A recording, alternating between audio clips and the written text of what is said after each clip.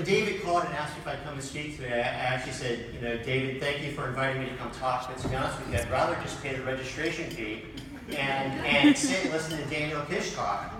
And he goes, I'll tell you what, Steve, I'm going to make you a deal you can't refuse. I'm going to waive the registration fee for you. And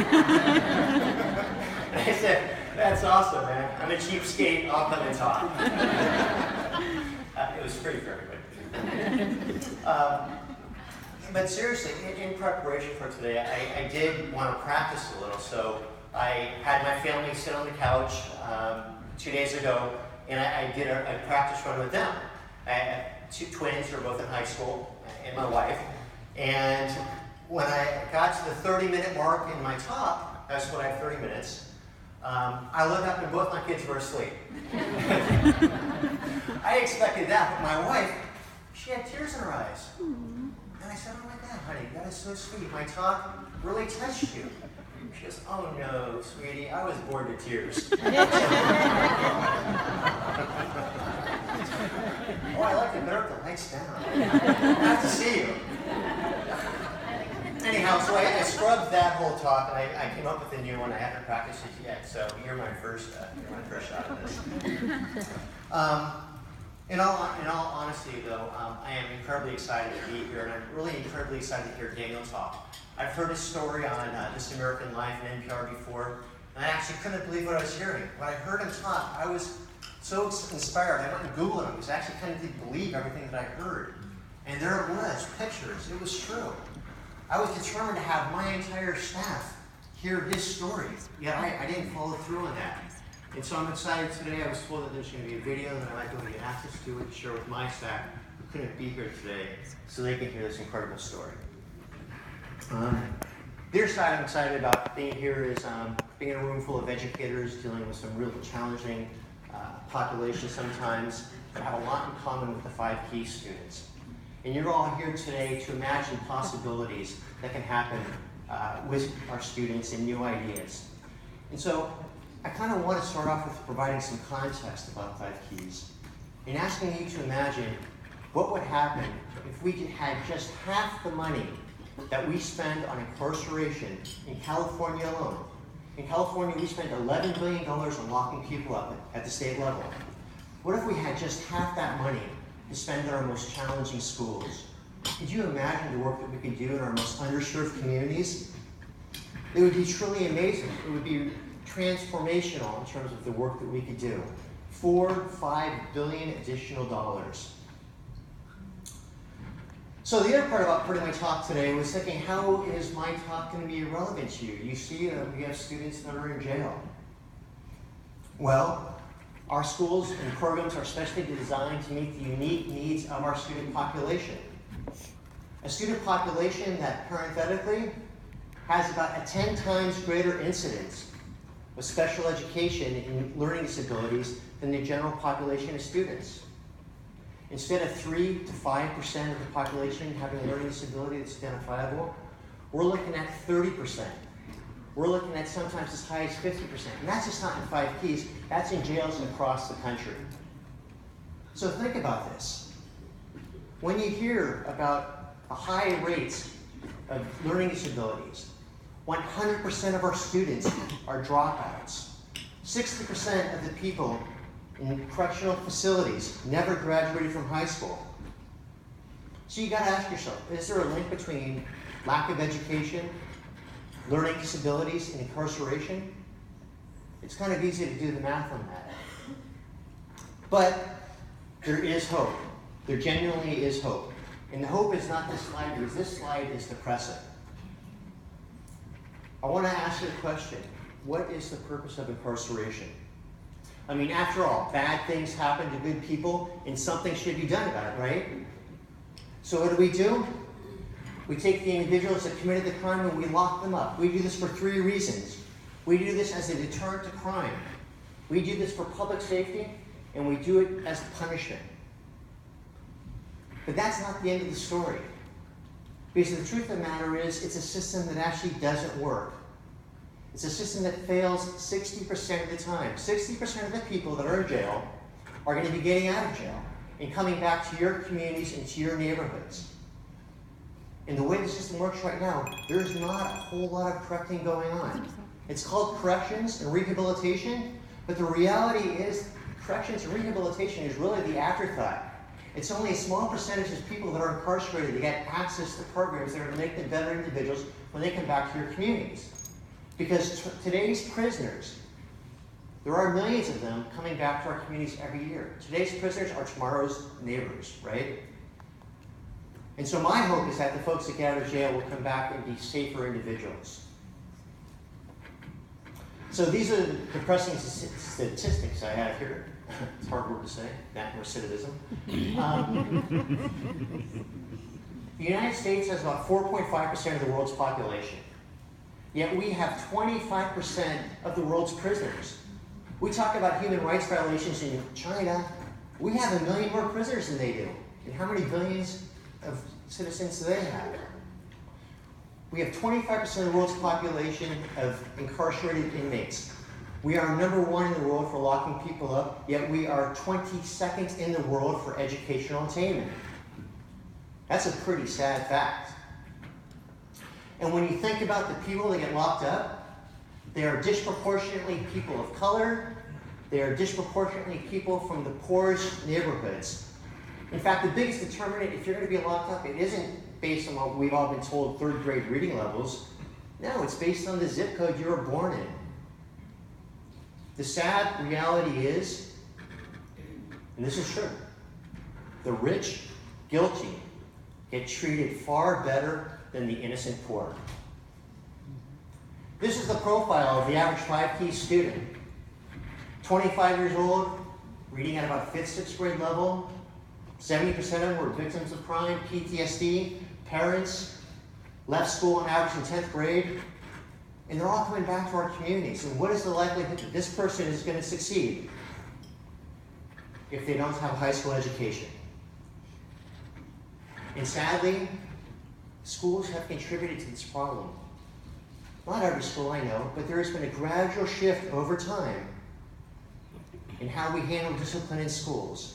School resource officers now handling discipline as opposed to principals and assistant principals.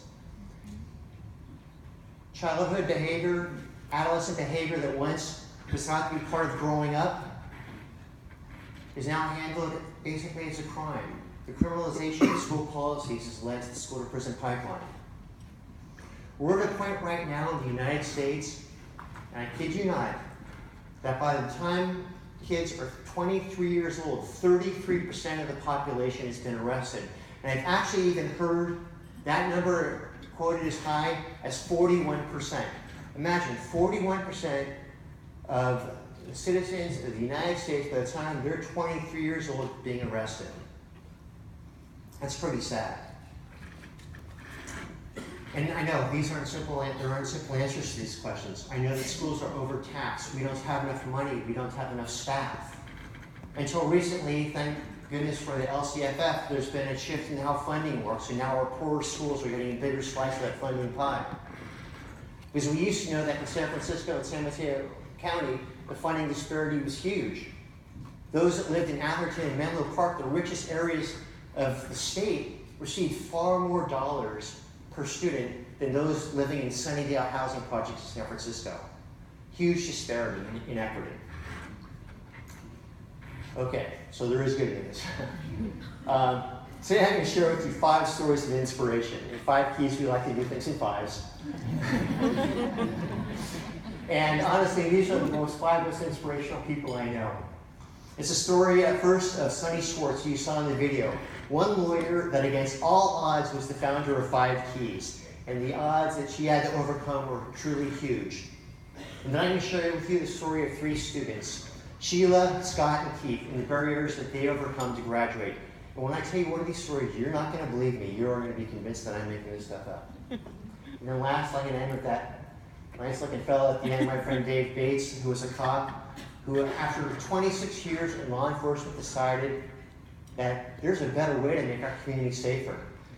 And that's by working in a school. And by sharing these stories, I'm actually going to be telling you the stories of 5 Keys. So So first thing, I start with Sunny Schwartz, and I love this picture. That's her smoking a cigarette inside the jails.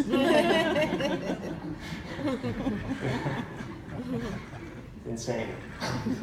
Anyhow, as you saw, Sunny Schwartz, along with Sheriff Mike Hennessy, took the innovative and bold step to go where no one has gone before. And yes, I stole that line to start Five Keys Charter School. Imagine a law enforcement agency starting a charter high school inside of a jail. This was literally re-owning education, turning jails into school, deputies into teachers. For many people, this was a form of heresy. What are you doing? These people are bad, lock them up. They don't deserve to get books and computers because the kids at my school don't even get computers. Sheriff Hennessy and Sunny saw this as a peaceful revolution. However, Sunny's own path and her educational journey was a rocky one as well. She grew up in Chicago. She had little interest in school. The teachers had little interest in her. In fact, she was told she was a failure. Wouldn't amount to anything. Her grades were terrible. In fact, she has this incredible picture in her office. It's of her in grammar school, her report card with D's and F's. Yes, they gave F's in grammar school back then. Can you imagine? You told you were a failure in 4th grade? She quit right there. Right next to that report card is her letter from the State Bar Association welcoming her as a new lawyer in California. It was Sunny's own bad experience and poor experience in school that created the fire in her belly to recognize that there had to be a change. And to create the most, well, okay, maybe not the most, I'm a little biased, to create one of the most innovative programs in the country, a charter school instead of a jail. Sunny saw education a way of reshaping the landscape of corrections, a way of reuniting families, igniting hope, and at the same time creating safer communities. This was truly a Herculean task. Going into a jail with deputies and guards and telling them there has to be a change. I don't know if any of you have ever been to jail before. That was the time in college, right? Yeah. Deputies and guards really aren't being told what to do and how to change things. But she believed that we can instill a new belief system that people behind bars actually have values and shouldn't be treated like animals. This was a battle. But what a concept. Go to jail, get a diploma. You know, even today, Sunny still inspires me. I don't know if you've heard of Mario Woods. Mario Woods was a 5-key student who graduated from our school. Tragically, he died about a month and a half before our January graduation ceremony. So at 5 Keys, we thought the right thing to do would be to give his mother his diploma in honor of a grieving mother, politics aside. Yet we received an amazing amount of opposition to this. In fact, last week I was still getting email with people expressing what a bad thing we did. When I told Sunny about this, she said to me, Steve, I said to myself over 30 years ago, don't let the sick and broken system envelop your heart and soul. We are the lucky ones who believe in hope and change. And yes, I believe we can whip the shaving cream out of the system. Sunny was a fighter, and she didn't say shaving cream.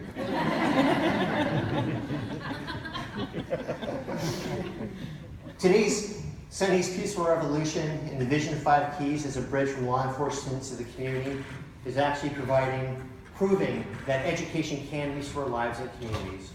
And we're finally beginning to get noticed. In fact, this past 18 months has been insane for 5 Keys. I honestly think I should quit because there's no way I'm ever going to be able to top what we did last year. In 2014 Charter School of the Year, last year Harvard University's Kennedy School of Governance, American Government Award, Pioneer Institute's Policy and Research, Better Government Award, Kamala Harris, California Attorney General, Smart on Crime Award, Google Impact Challenge finalist. It's insane. And 5 Keys is taking off across the state. We're now in Los Angeles County, Solano County. We're going to be in San Bernardino and San Mateo counties next year. Thank you.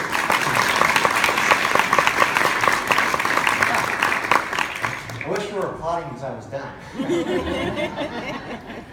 Yeah, a little more to go. We're almost there. So this leads me to Sheila Hill.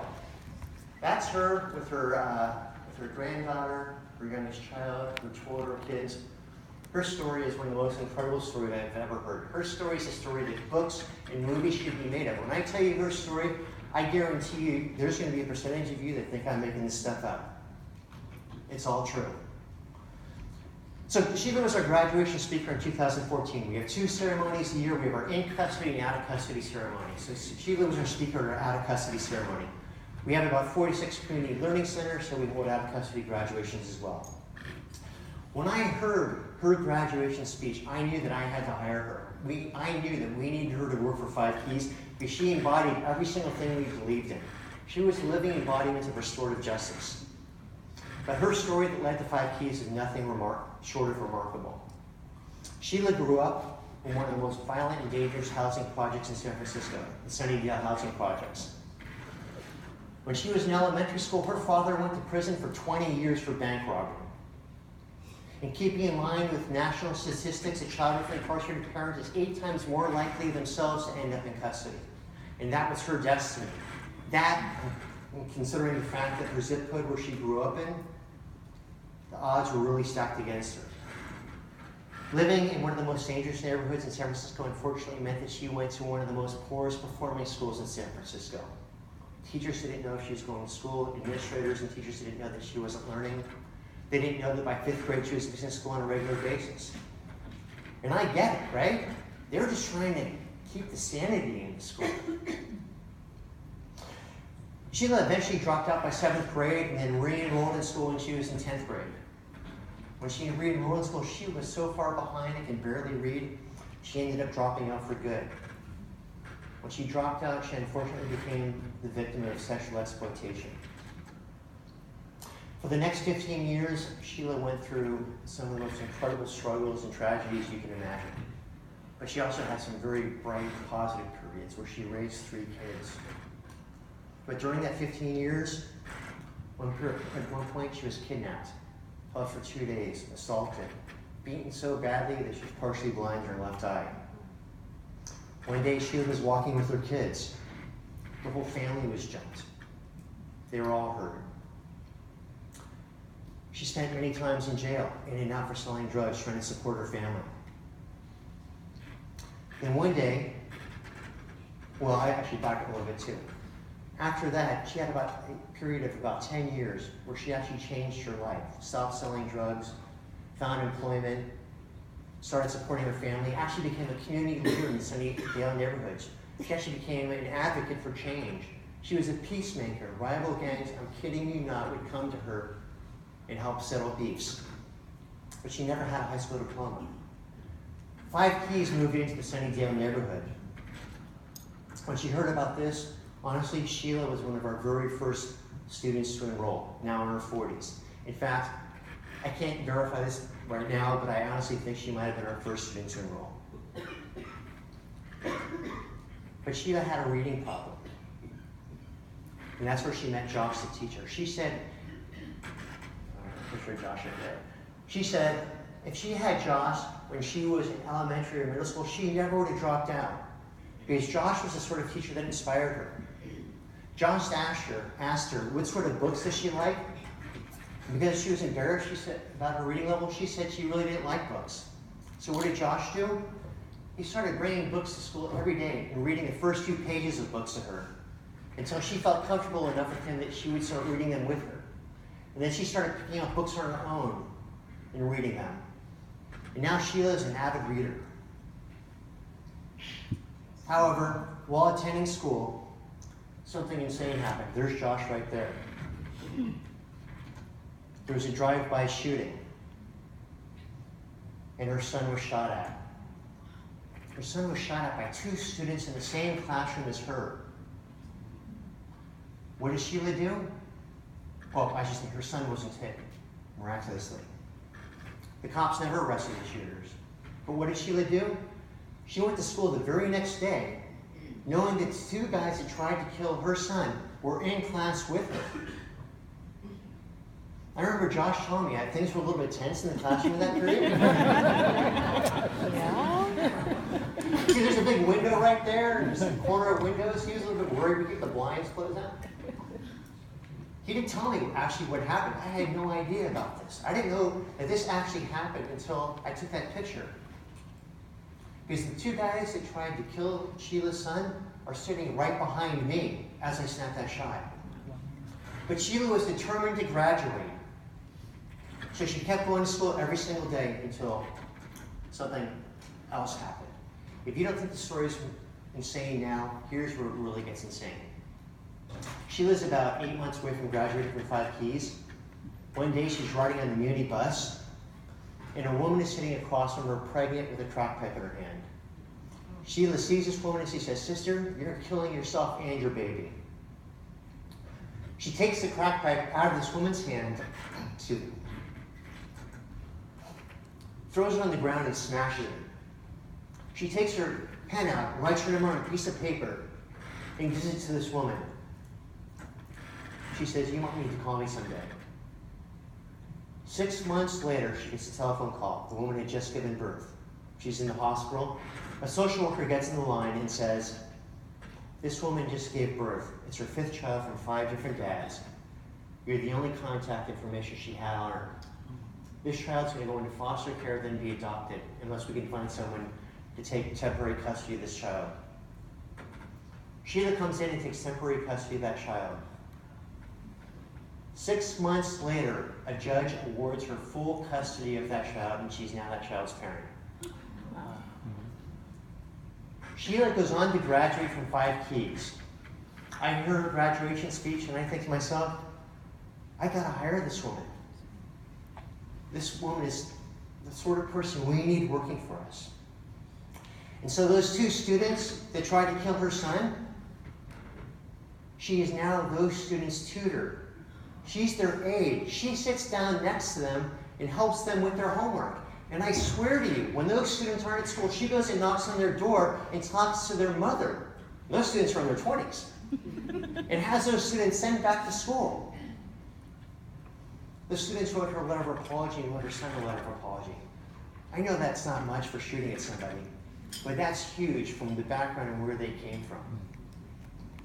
In fact, when I was there at the end of the day, I saw Sheila hug one of those students.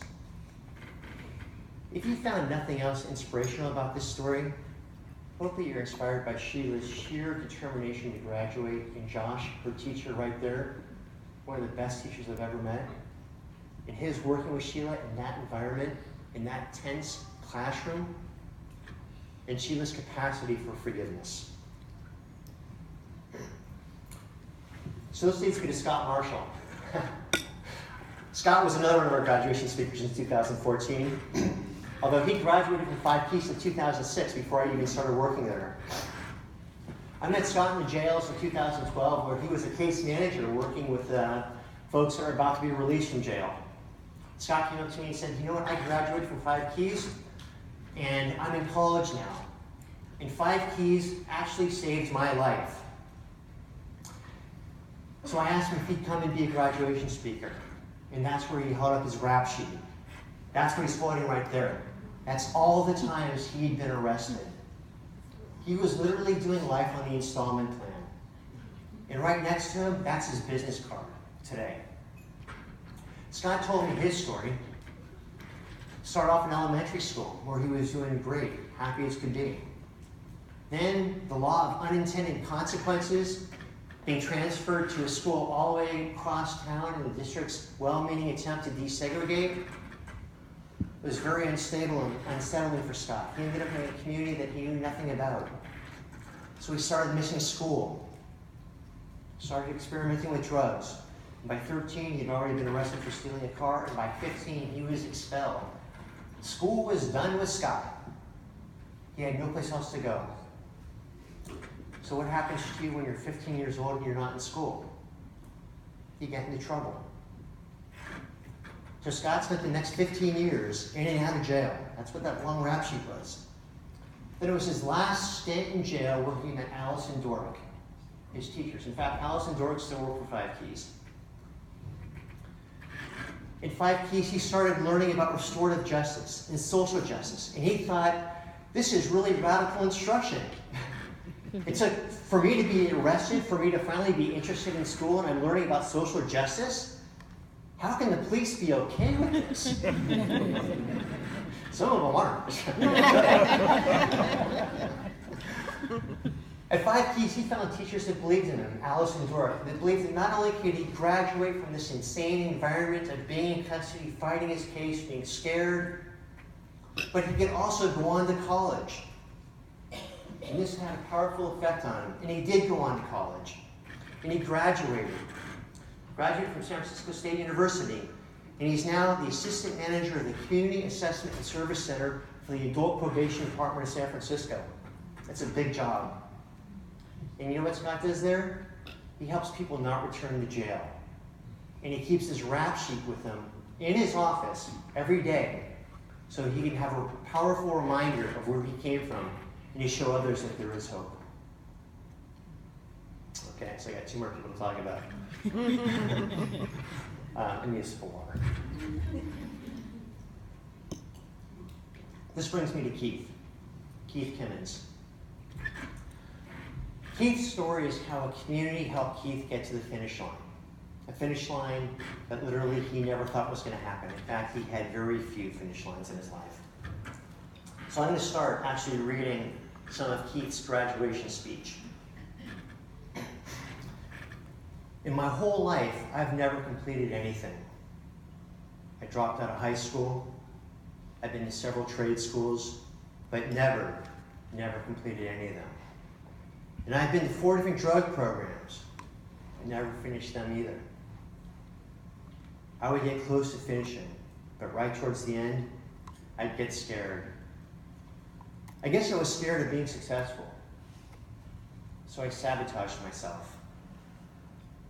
But at this stage of my life, 59 years old, I could stand up here and say, I finally completed something. Keith was one of our GED students. We rarely do well, I shouldn't say really. We do a number of GEDs. And we do it when we realize that there's somebody that's been so far removed from school, had no high school, that the most practical thing to do is to get their skills up to a certain point so they can take the GED. Keith had been in and out of jail over the years, and when he was out of jail, he had completed 4 of the GED exams. Back then, there were 5 parts. So let me get back to Keith's speech. Taking the test was the easy part. Let me tell you who really did the work. It was my teacher, Kathy. Thank you from the bottom of my heart. She believed in me when I didn't believe in myself. And then Keith went on to give a heartfelt thank you to a number of other people that helped him get to this point. And then he goes, I have to thank one more person, someone I've never met. And her name is Kelly. And she works for 5 Keys. Thank you, Kelly. The reason he was thanking Kelly was because he completed 4 of the 5 GED exams, and he was in jail in December. And on January 1st, the whole GED exam was changing, the entire format. And if he didn't pass that last final exam, he would have had to start from scratch on a completely different test. It had all been a waste of time. And now he's in jail in December, and he's scheduled to be released 5 days before Christmas. So Kelly's working furiously behind the scenes, calling every single GED center in the Bay Area. All of them are closed except for one. He says, right, it's the winter break. They find one GED center an hour away, and there's not even a guaranteed spot for him, just a waiting list. Keith gets out of jail. His probation officer, 5 Keys works very closely with probation, his probation officer, who we inform about this, actually drives him to the GED center where he doesn't have a guaranteed spot. Someone doesn't show up, he gets to go in, he takes the test, and he finishes. And he passes the GED exam on the very last day that version of the GED test is being offered. And then at the end of Keith's speech, Keith thanked himself. He had finally finished something. And so now, the last person I want to talk about, my friend Dave Bates. There it is, on your gun.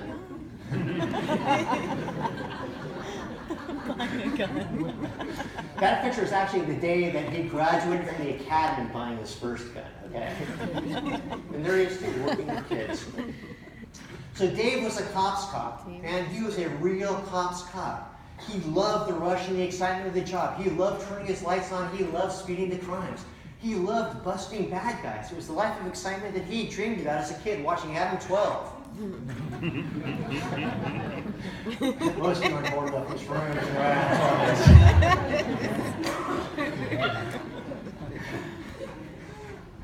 He loved the job. It was everything he wanted it to be. He loved it until one day he didn't love it anymore.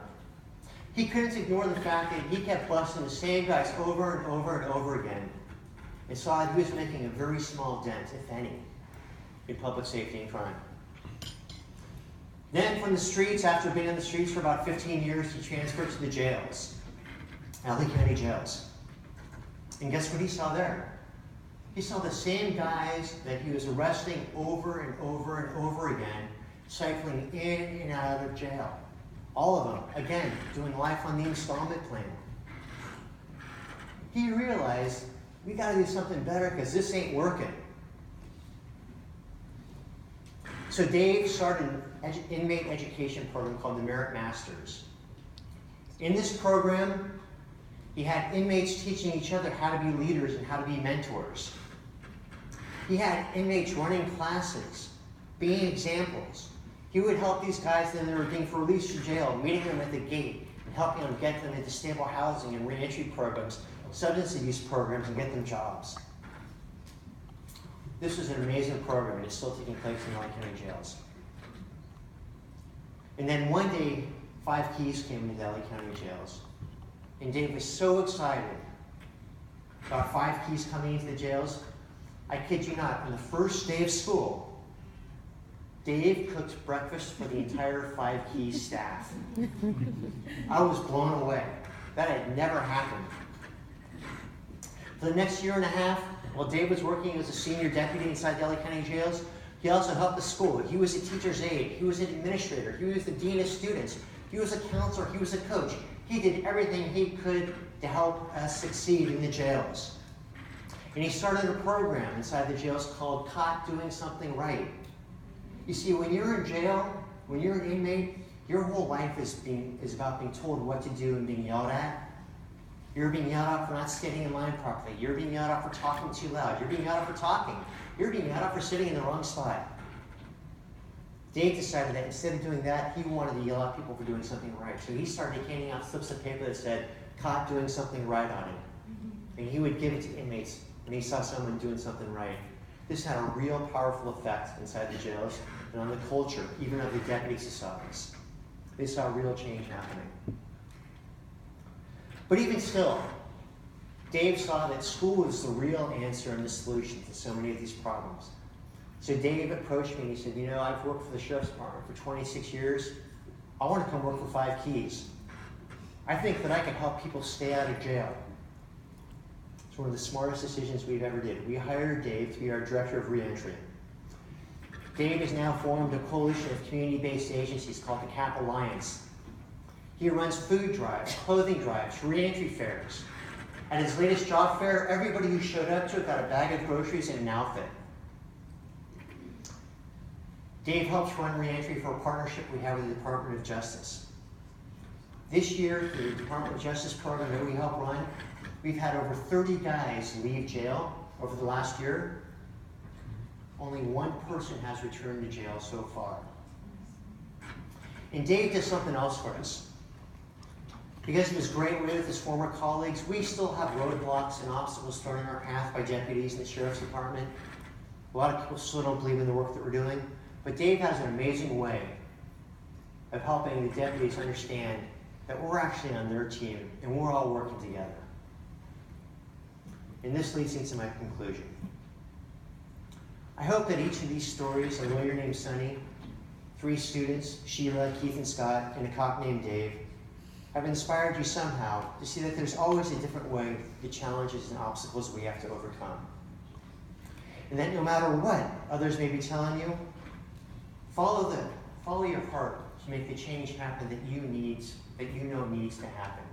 Because there's a lot of change out there that we see all the time that we know needs to happen. And lastly, if Dave's not there in the teacher's lounge to thank you with the breakfast, be sure to make breakfast for each other. Thank you.